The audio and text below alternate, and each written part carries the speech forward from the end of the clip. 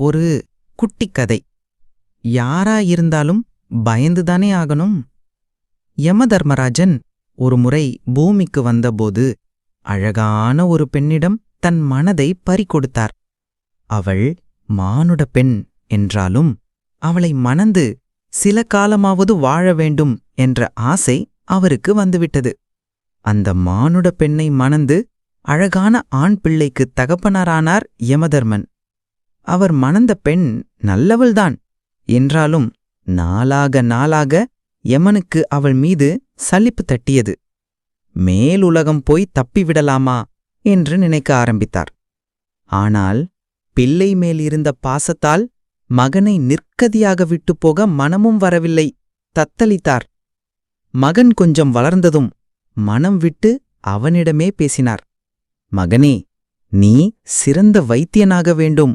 மரணத் தருவாயில் இருப்பவரைக் கூட நீ காப்பாற்ற முடியும். எப்படி தெரியுமா? ஒருவர் மரணம் அடைவதாக இருந்தால் நான் அங்கு இருப்பேன். உனக்கு மட்டும் நான் கண்ணுக்கு தெரிவேன். நான் அங்கு இருந்தால் அவருக்கு வைத்தியம் செய்யாதே. நீ வைத்தியம் செய்து அவர் இருந்து போனால் உன் புகழ் குறையும்.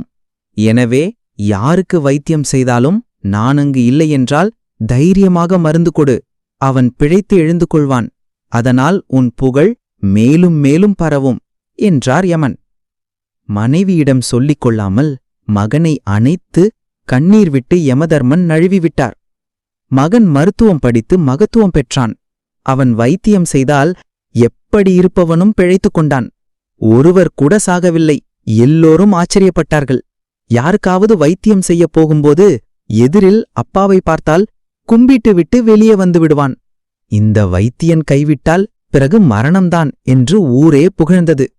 கொஞ்ச நாள்ல அந்த ஊர் அரசரின் மகள் நோய்வாய்ப்பட்டாள். யார் வைத்தியம் பார்த்தும் பலனில்லை. இவனை அழைத்தார்கள்.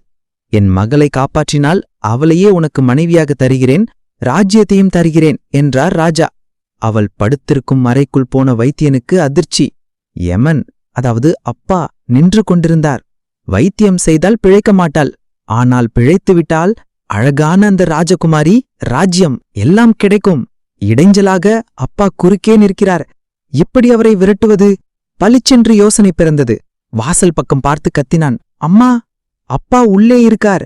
ரொம்ப நாளா அப்பாவை காணோம்னு தேடினையே, இங்க இருக்கார் என்று அலறினான். அவ்வளவுதான்.